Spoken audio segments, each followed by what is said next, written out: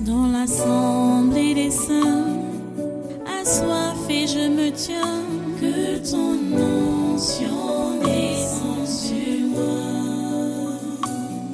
Conscient que mon destin est dans le creux de ta main, que ton onction descende sur moi. Je suis disposé, assoiffé, que ton onction descende sur moi. Je suis disposé, assoiffé,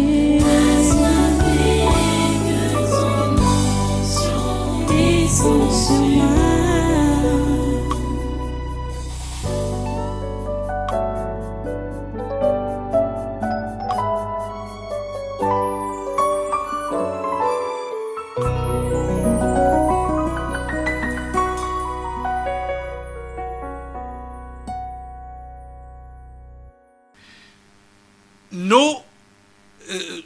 Quand vous allez entendre l'apôtre Paul qui cite les différentes étapes de sa vie, il parle même du manque de sommeil. Mais ce n'était pas pour chercher le pain quotidien. Il manquait, il dit qu'il a été habitué à de nombreuses veilles. Ce n'est pas les veillées pour chercher le pain quotidien. Vous savez qu'il arrivait à Paul de prêcher du soir au matin, toute la nuit.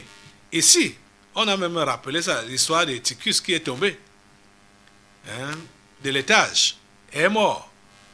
Pourquoi? Parce que Paul avait prolongé son discours jusqu'à tard dans la nuit.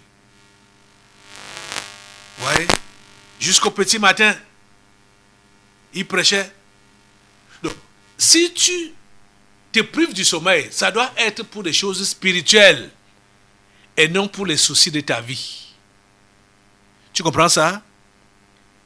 Tu ne dois pas manquer de sommeil à cause des soucis de ta vie ou des soucis de la vie.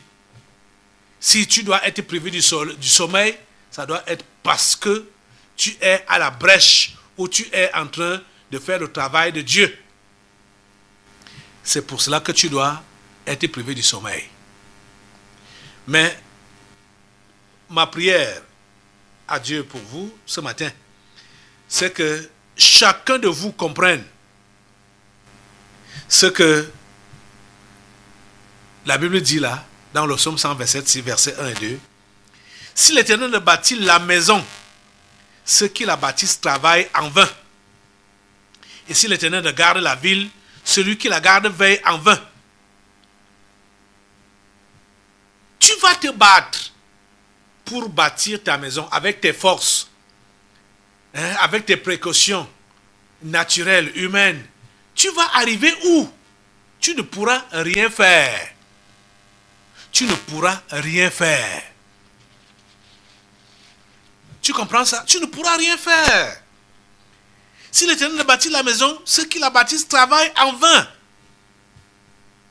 Tu vas travailler en vain quand tu vas essayer toi-même, par ta force, soit de convertir ta maison ou de dresser ta maison pour toi, dans les voies de Dieu. Ce n'est pas par ta force que tu pourras le faire. L'Éternel est celui qui est à l'origine de tout ce qui est bien. Toute grâce excellente et tout don parfait descend d'en haut du Père des Lumières, chez lequel il n'y a ni changement ni ombre de variation. C'est de lui que nous vient tout. C'est de lui que nous vient tout. C'est préférable que tu passes des veillées, des prières pour ta maison, c'est-à-dire demandant donc le secours de Dieu pour ta maison, au lieu d'être là à longueur de journée pour crier sur les enfants ou crier sur les ouvriers, crier sur tout le monde, ou tu es là en train de surveiller, faire la police derrière les gens de ta maison, ce n'est pas ça qui va les changer. Ce n'est pas là qui va les sauver. Ce n'est pas ça qui va les sauver. Ta police, derrière les gens de ta maison, ce n'est pas ça qui va les sauver. Si l'Éternel ne bâtit la maison, ceux qui travaillent en vain. Donc tu fais un travail vain quand tu décides que cette maison doit se conformer ou doit être comme Dieu le veut par toi-même. Et tu vas utiliser des méthodes qui ne sont pas divines. Tu vas aller à l'encontre de l'amour même dont on est en train de parler ici. Parce que n'utilisant pas le système de Dieu ou les méthodes de Dieu, tu vas te mettre à soupçonner. Tu vas devenir un piètre policier dans ta maison. Ça ne va rien changer. Ça ne va rien changer. Tu dois seulement te reposer sur Dieu. C'est lui seul qui peut bâtir ta maison. C'est lui seul qui peut veiller. Oh mon Dieu. Si l'Éternel ne garde la ville, celui qui la garde veille en vain. Hein? Les gardiens, tu veux devenir toi-même le gardien de ta cité, le gardien de ta maison, tu vas veiller en vain.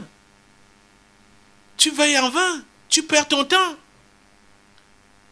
Tu comprends? Tout ça, c'est pour dire quoi? En vain, vous levez-vous matin, vous couchez-vous tard et mangez-vous le pain de douleur. Il en donne autant à ses bien-aimés pendant leur sommeil. C'est pour dire que ce soit le travail personnel que tu fais, soit pour ta cité ou pour ta maison, ou pour ton avenir, ou l'avenir de tes enfants, sans t'appuyer sur Dieu, tu fais ça pour rien. Pour rien. Parce que forcément, tu vas utiliser des méthodes qui ne sont pas divines. On a suivi certaines personnes témoigner, que ce soit ici ou à la diaspora, que ce qui les fatigue, pourquoi est-ce qu'ils ont baissé quand la mort était derrière certaines personnes-là? Pourquoi ils ont baissé? Certains disaient que c'est parce que c'est le travail. Vous voyez? Le travail manuel, hein, le travail physique, là, pour chercher le pain quotidien. C'est ça qui les a fatigués et qui a empêché qu'ils soient connectés avec Dieu ou connectés à Dieu comme auparavant. Pourtant, je voulais toujours enseigner que vous pouvez être en contact avec Dieu, connecté à Dieu, dans n'importe quelle occupation. Vous êtes connecté. Donc, si vous voyez quelqu'un dont c'est de connecter de Dieu parce qu'il est au travail ou parce qu'il travaille, c'est parce qu'il ne fait pas ce travail-là pour Dieu, il fait ce travail-là pour lui-même. Parce qu'il veut améliorer sa condition de vie, il veut se positionner, c'est pour lui-même qu'il fait ça. Si c'est pour Dieu, ça ne va pas couper sa communion avec Dieu. Même si c'est n'importe quel travail, ça ne va pas couper sa communion avec Dieu. Vous voyez? Quand le psalmiste peut dire ici que il en donne autant à ses bien-aimés pendant leur sommeil, ce n'est pas l'invitation à dormir. Ce n'est pas l'invitation au sommeil. Le sommeil physique là. Ce n'est pas l'invitation à cela. C'est pour parler du repos.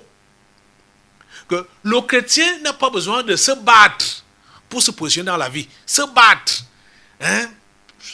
se battre, il faut que je m'en sorte. Ce n'est pas ça. Tu vas te battre. Si tu as réellement cru là, tu vas te battre comme un beau diable, comme on parle. J'ai dit, si tu es chrétien, tu mets Dieu de côté, tu te bats comme un beau diable pour te positionner dans cette vie, tu n'auras rien. J'ai dit que tu n'auras rien. Parce que ce que tu vas même gagner, ça va disparaître. Ça va partir. Comme un coup de vent seulement. C'est parti. Tu ne vas rien gagner.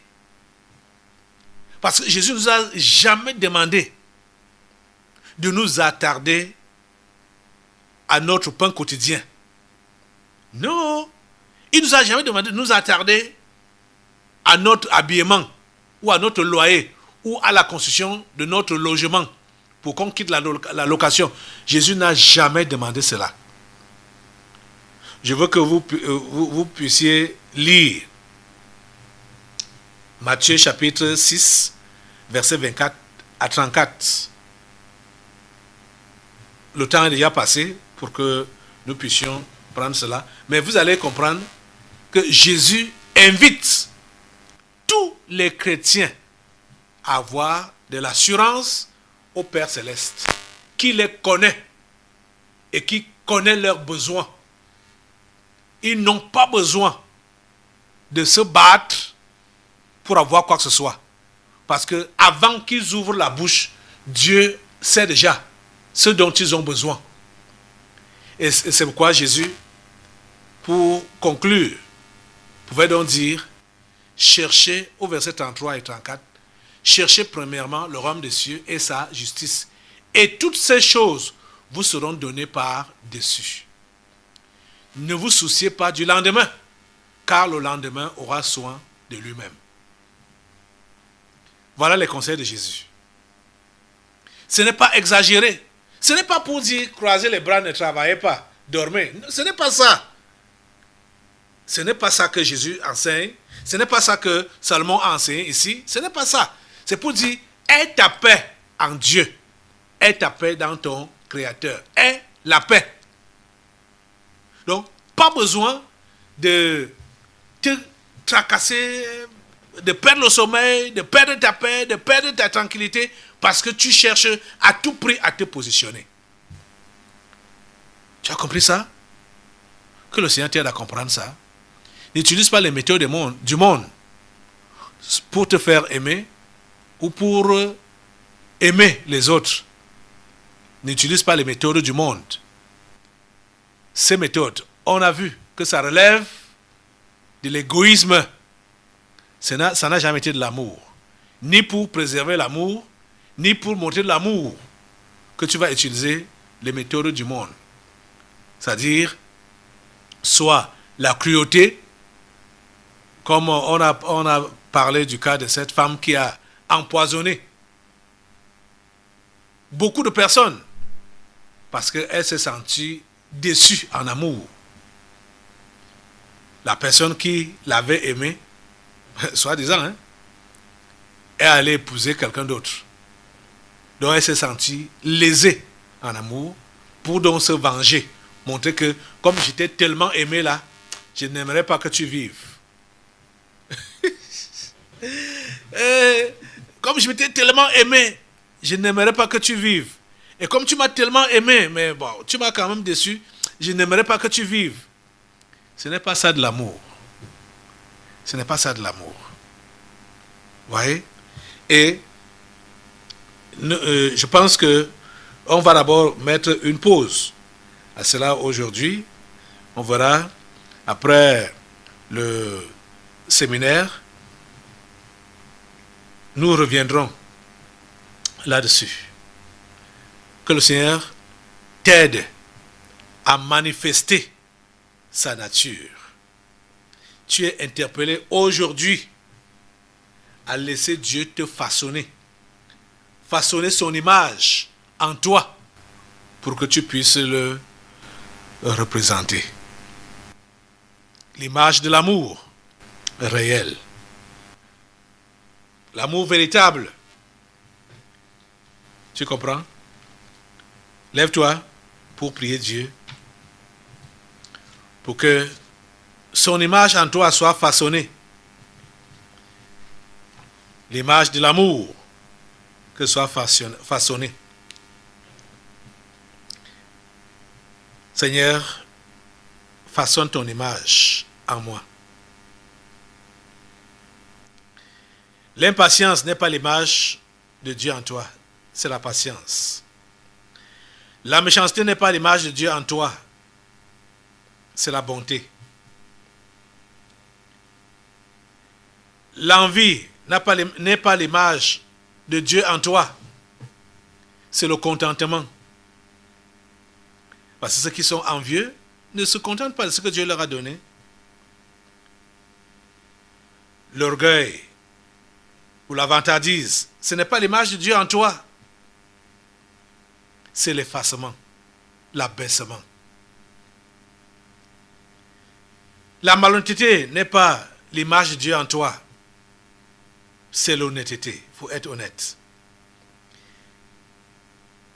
L'égoïsme n'est pas l'image de Dieu en toi.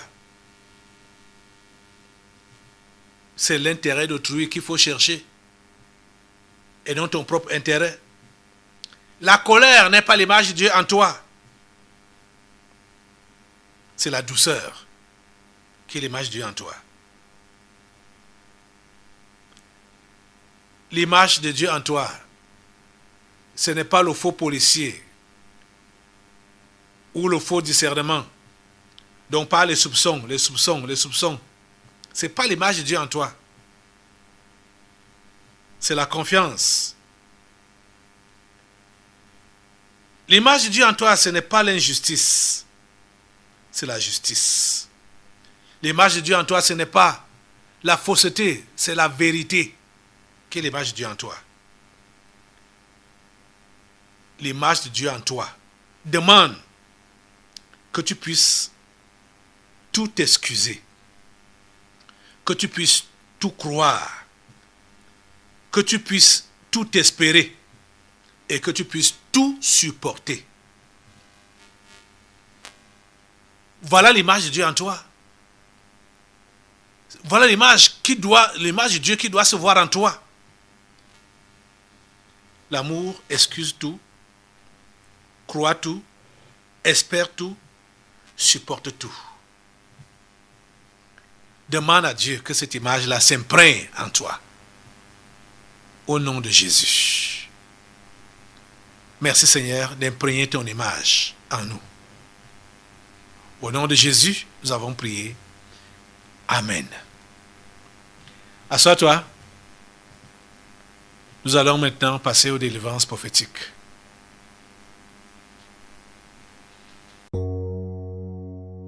Dans l'assemblée des saints, assoiffé je me tiens, que ton onction descende sur moi. Conscient que mon destin est dans le creux de ta main, que ton onction descende sur moi. Je suis